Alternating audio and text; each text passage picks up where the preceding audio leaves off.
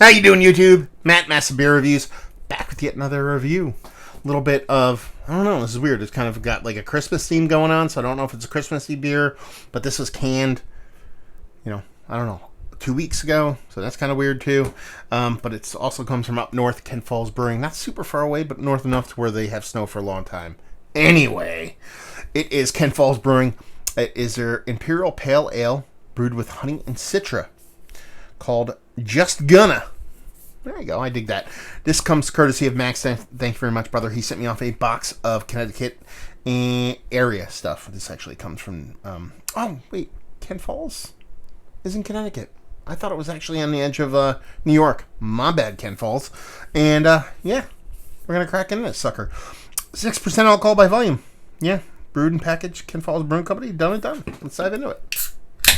Yeah, Max sent me off a bunch of Connecticut and Connecticut area beers. This is a two or three, second or third one I'm diving into, and we'll see what's what with this. Bum, bum, bum, bum, bum. There you go. Rich, soft haziness to it. Definitely has the part of a hazy. When you're going into it, it actually just says Imperial Ale brewed with honey and citra and Galaxy hops. You're not quite sure what you're going to get, but she looks the part of a New England style hazy. A little bit lighter, not super dense, super kind of turbid, and you're talking about a half a pinky finger. Super taken back bubbles, a little bit of nice soapy creaminess on the edges, a little gravity-defying creaminess over there, and done and done. So she looks the part of a hazy. You're talking about honey and a bunch of hops. Honey can come off a couple different ways in beer. Let's see how this one comes. Nose-wise, at least. Yeah, I mean, there's a soft sweetness to it. You'd expect a big sweetness from honey. That, more times than not, will not be the case. It adds a kind of richness to it.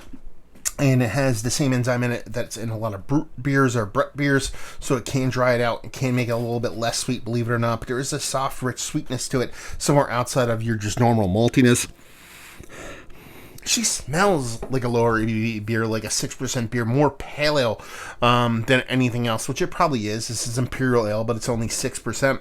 And the hops are nice and vibrant, very citrus leaning, a little bit of soft tropical fruit, but all parts citrus. We're talking about oranges, and you know what I mean, all your citrus fruit from your grapefruit, lemon, stuff like that. You're getting a little bit of soft bits and pieces from all of that.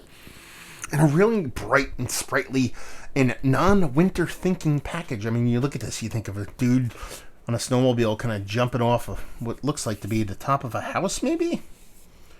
Something weird. He's going crazy, but yeah, more summer than anything else. Let's dive into it. Cheers.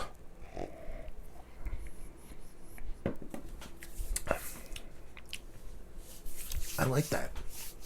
I like that a lot.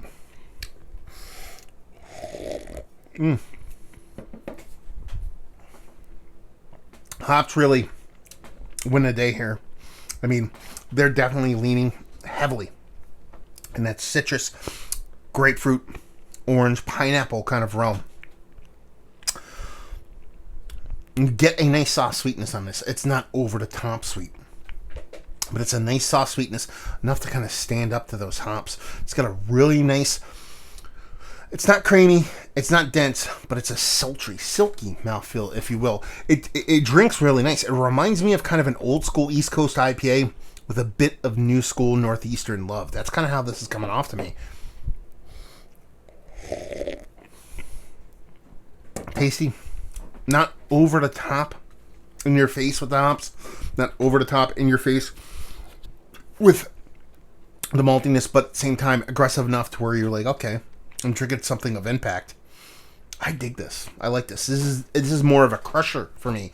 Is it the best? We don't have to cut right to that chase, but just to ask that question in general, isn't one of the better, like, hop forward pale, 6% pale ales or IPAs I've had this week? I don't think it gets there. It's worthy of conversation, but it's just really well made, and it just tastes really tightly made. Like, whoever made this knows what the fuck they're doing, and it tastes like it was made this way on purpose. Yeah, sure, that's a little bit cryptic, a little bit kind of like, okay, what are you talking about here, guy? But it tastes like just a really well-made beer. And I know that comes as a no shit Sherlock kind of moment, but man, a lot of people get just beer wrong, and this is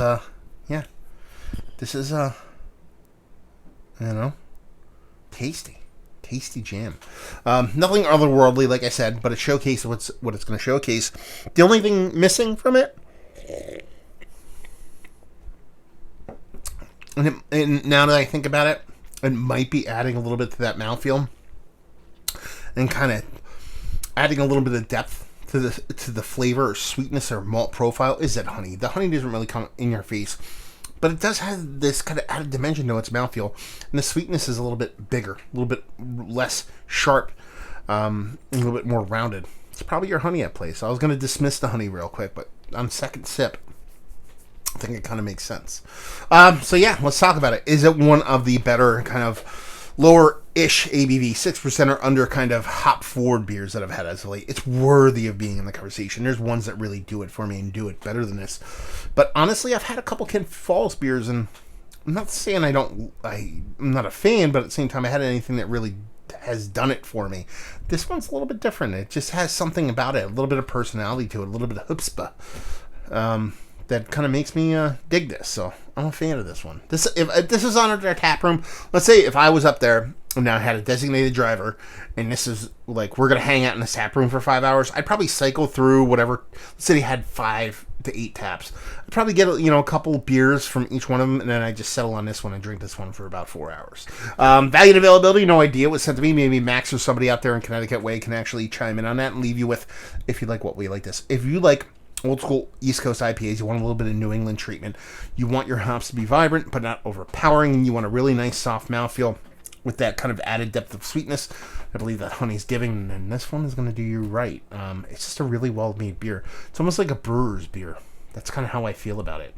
It doesn't get too New Englandy, but at the same time it has enough New Englandy to please the masses. So it's a comics comic, but also a comics comic that everybody loves. Whoever that is. It used to be Louis C.K. before he went batshit crazy. But anyway, there you go. Another review in the books. Hopefully you guys enjoyed it. Down there if you want to talk about it. Massive Beers. If you want to check me out doing the social media stuff.